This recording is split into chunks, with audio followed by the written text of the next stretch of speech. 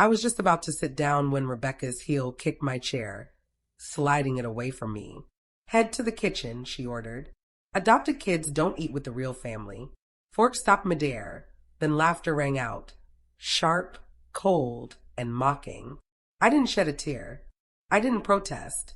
I simply walked over to my purse, pulled out the thick envelope I'd hidden for weeks, and placed it right in the center of the table. Mom and Dad left this for me, I said quietly. Call your attorneys. We'll settle this tomorrow.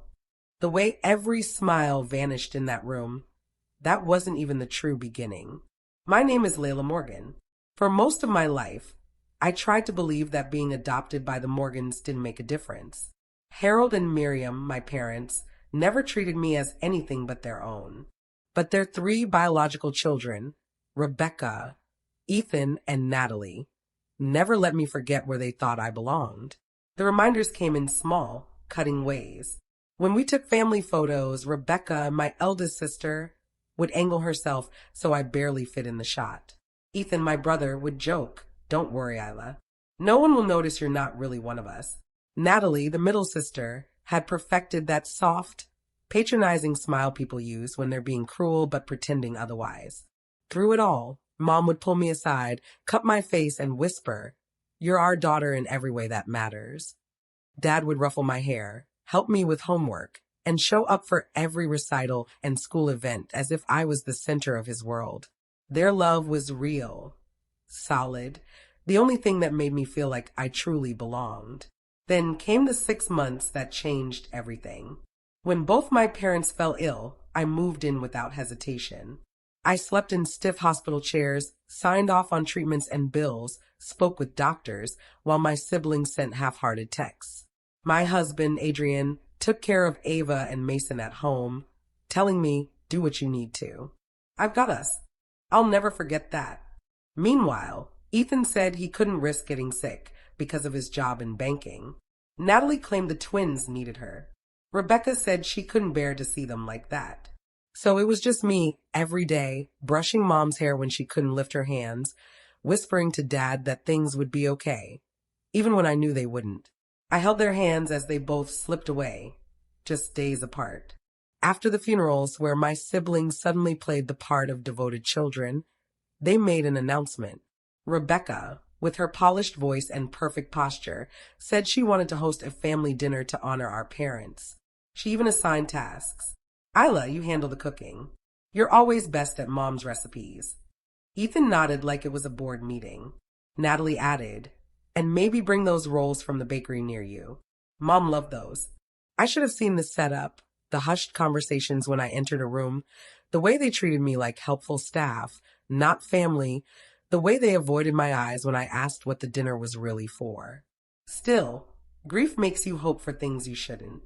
I spent 3 days preparing Mom's favorite dishes, picked out a bottle of wine I couldn't really afford, and wore a dress she always said brought out my smile. I told myself maybe this dinner would bring us together again. Maybe loss would soften old wounds. But when I walked into Rebecca's house that night, beautiful, spotless, cold, I felt a shift in the air, a quiet tension beneath the polite greetings, a sense that I wasn't a guest. I was the target. As I stepped further inside, a strange stillness settled over me, like I'd walked into a room where everyone had just been talking about me. The dining table was already set with Mom's old china. The set Rebecca insisted on keeping after the funeral for sentimental reasons, even though she'd barely visited in those last months. Candles flickered, soft music played. Everything looked perfect. Too perfect. "Lila, you're early," Rebecca said, smoothing her blouse as she approached. Her smile was tight, practiced. "I wanted to help set up," I replied. "You've already done plenty," she said, glancing at the food in my hands. "Just put it all in the kitchen. We'll handle the rest." We, not you. Not family. Them.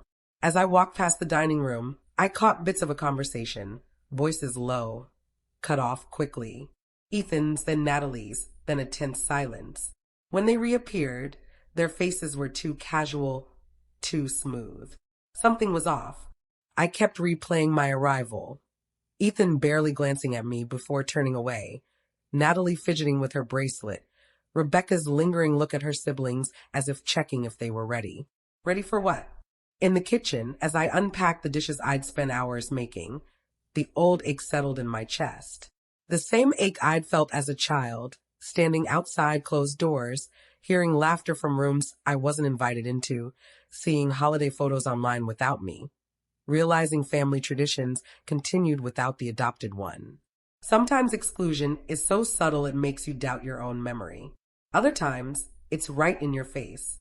As I arranged Mom's apple cinnamon roast, a memory hit me so hard I could almost smell the cinnamon from years ago. I was 11, holding a plate of cookies I'd baked myself.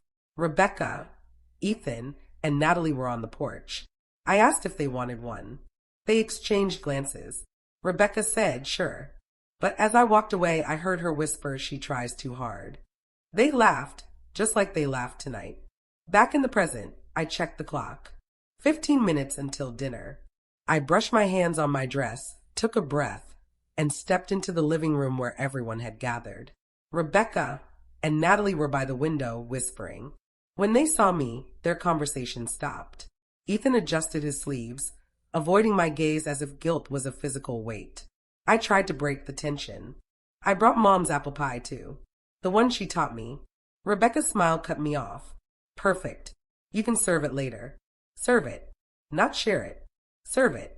Something in their tone, their posture, their careful politeness, it all felt staged, like they were waiting for the right moment to spring whatever they'd planned. Ava and Mason weren't there to distract me. Adrian wasn't there to squeeze my hand and tell me it would be okay. It was just me, surrounded by people who had mastered the art of making me feel like an outsider without ever saying it aloud. I tried to remind myself why I came. Because I wanted to believe in family. Because I hoped grief could soften cruelty. Because I'd spent 6 months giving everything to keep Mom and Dad comfortable in their final days. Maybe that mattered to them, too. But as I sat down, quietly, I saw Rebecca watching me, not warmly, not like a sister, but like someone checking if the trap was set. I knew then, whatever was coming wasn't kindness. Dinner began the way disasters do, quietly, politely, with everyone pretending nothing was wrong. Rebecca took the seat at the head of the table, the one Mom used to occupy, and folded her napkin with the same self-importance. Ethan poured wine like he was at a corporate mixer, not a family memorial. Natalie kept smoothing her dress, glancing around as if waiting for a cue. I sat at the far end, the seat left open after they'd already arranged themselves. I tried to ignore it. I tried to breathe. For the first 10 minutes, the conversation was harmless. Ethan talked about work. Natalie mentioned her twins. Rebecca reminisced about Mom's garden, conveniently leaving out that she never watered it once. But nothing felt genuine. Every smile was forced. Every story sounded rehearsed. I brought out the dishes I'd spent days preparing, Mom's favorites, and Rebecca clapped lightly. Oh, good, Isla. You can start serving. Serving, not joining. I swallowed the sting. Of course, as I moved around the table, I noticed how none of them made room for me. Not a single chair shifted. Not a single hand offered to help.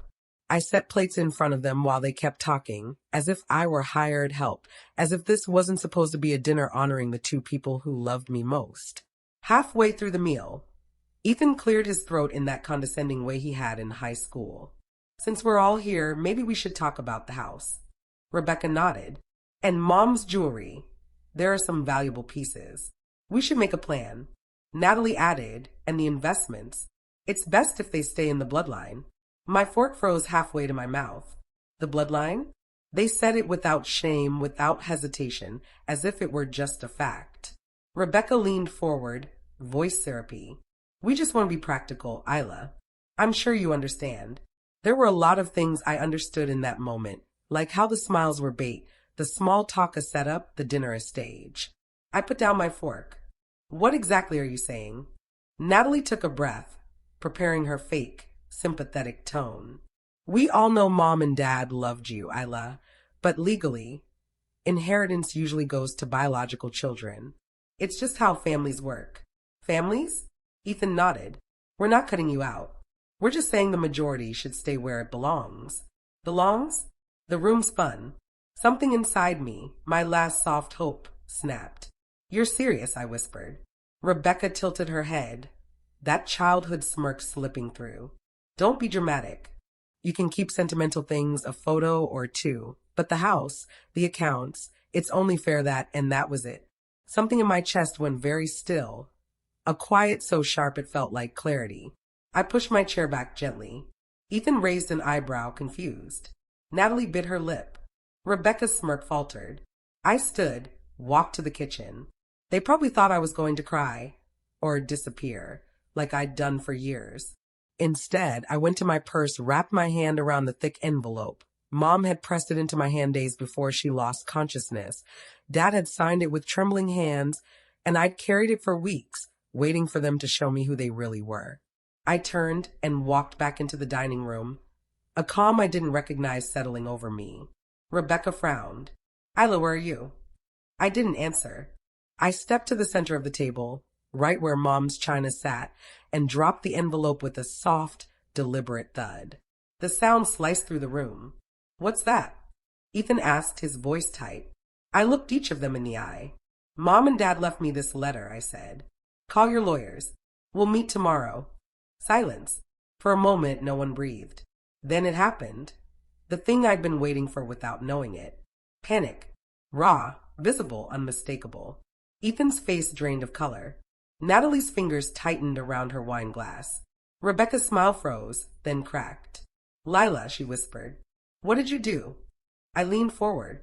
What you made me do? Without another word, I picked up my purse and walked out, leaving their stunned silence behind me like smoke from a fire I'd finally set. The next morning, the city felt too bright for what was coming. I barely slept, replaying the night in my mind. The laughter, the insult, the envelope hitting the china, their faces draining of color. Adrian drove me to the law office, his hand resting on mine the whole way. You don't owe them anything, he said quietly. I knew, but a part of me still wished they'd chosen differently. The law office was on a quiet street downtown, tall windows catching the early sun. As we walked in, my stomach twisted.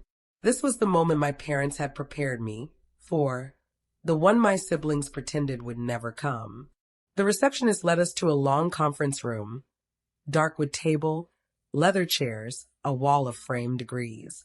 Sitting there like they owned the place were Rebecca, Ethan, and Natalie. Ethan's wife, Clara, the corporate lawyer, sat beside him in a suit that probably cost more than my car. Natalie's husband, Eric, had a stack of spreadsheets, tapping his pen nervously. Rebecca sat alone, hands clasped, knuckles white. None of them looked at me. Mr. Arthur Sullivan entered moments later, our parents' lawyer for over 20 years. Gray hair, calm voice, an expression that saw more than most people wanted him to. He greeted Adrian, then turned to me. Isla, your mother and father spoke very highly of you, especially toward the end. The words landed like a warm hand on my back. I nodded, barely holding it together. Sullivan closed the door, sat at the head of the table, opened a thick folder, and the room went silent. We are here to review the last will and testament of Harold and Miriam Morgan. Rebecca straightened.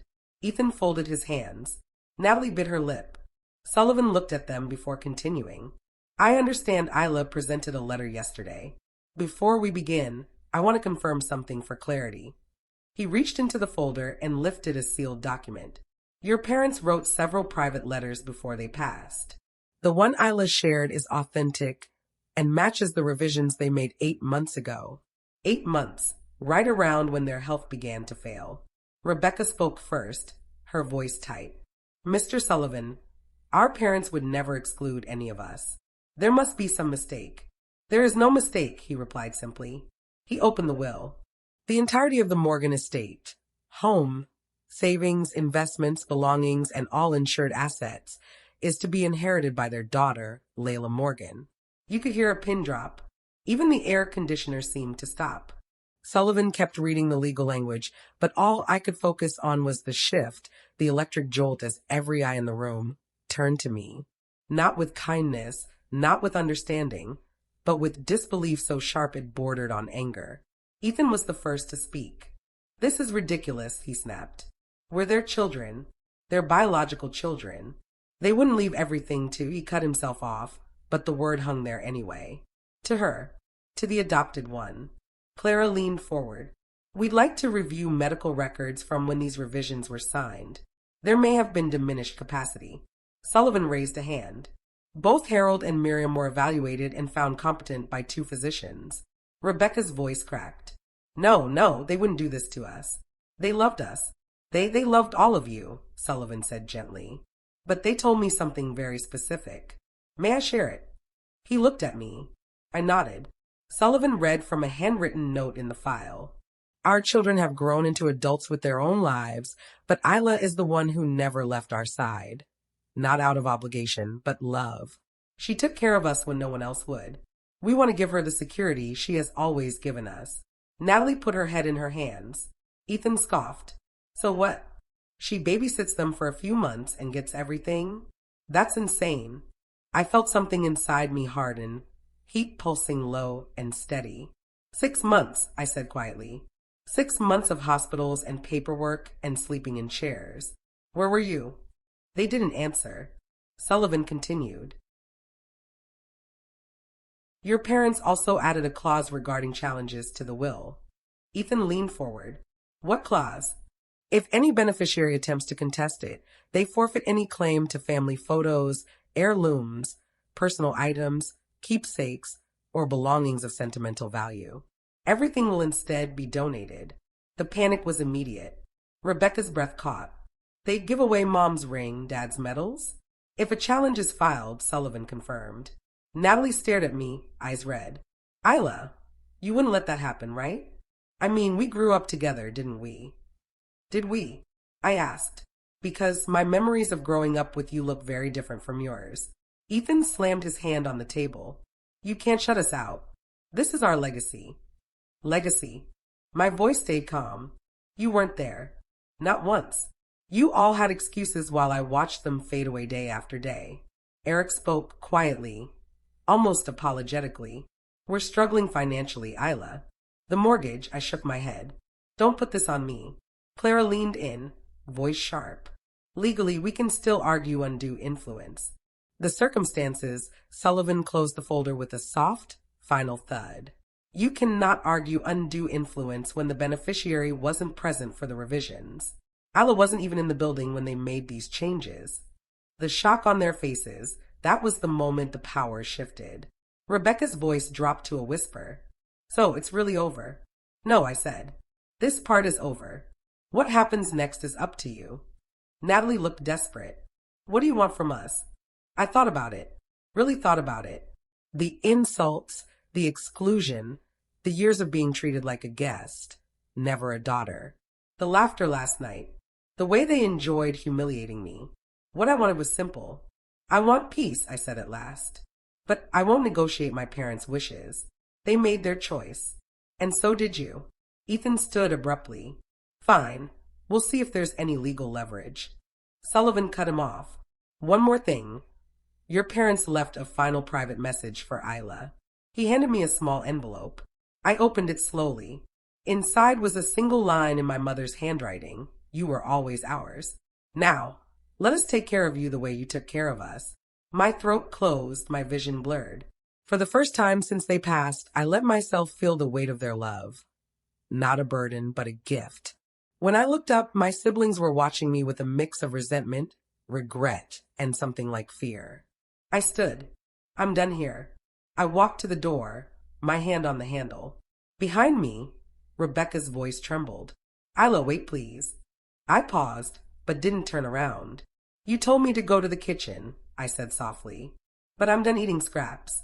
I walked out, leaving them exactly where they'd always put me, my whole life behind me. Adrian was waiting in the car when I stepped out of the law office, and as soon as I closed the door, the tightness in my chest finally broke. He reached for my hand without a word. That alone undid me. I leaned into him, letting the tears I'd refused to shed in front of my siblings finally fall. That night, after Ava and Mason were asleep, I told Adrian everything. Every line of the will, every reaction, every last attempt they made to claw something back. He listened quietly, then said, They lost you long before they lost the inheritance. The days that followed were messy. Ethan called with threats. Natalie showed up twice, crying on my doorstep. Rebecca sent flowers, cards, long messages about misunderstandings. But I held my boundary. For the first time in my life, I didn't apologize. I didn't shrink. I forgive you, I told each of them. But forgiveness doesn't rebuild what you destroyed. Weeks later, at the grocery store, I ran into Dana, the social worker who had helped my parents in their final months. She told me about two little girls who'd lost everything, sisters, 4 and 3, with no relatives willing to take them both. Something in me opened. 8 months later, Leah and Hazel came home. And the first night I tucked them in, Ava reading to one, Mason offering his favorite stuffed bear, I realized I had finally built the family I always deserved. A year after that dinner, I stood in the doorway of our new home, watching all 4 kids chase each other across the backyard. Ava's laughter was bright and sharp. Mason pretended to be a superhero. Little Leia and Hazel clutched dandelions like treasures. Adrian slipped his arm around my waist. This, he whispered, is the real family. And he was right. Blood didn't give me this life. Love did. Choice did. Courage did. If you've ever been pushed aside by the people who should have protected you, you're not alone. Share your story below and hit subscribe so you don't miss what comes next.